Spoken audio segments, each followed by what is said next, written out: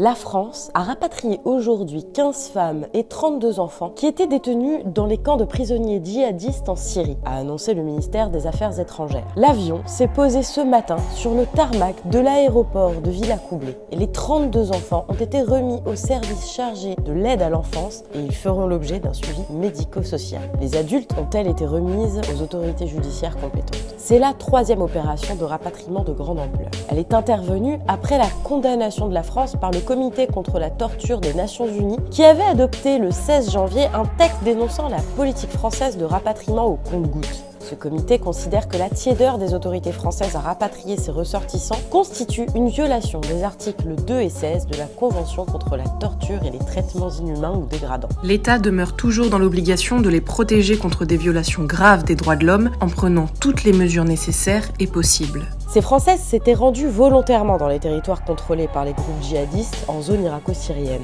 Elles avaient été capturées au moment de la chute de l'organisation de l'État islamique en 2019.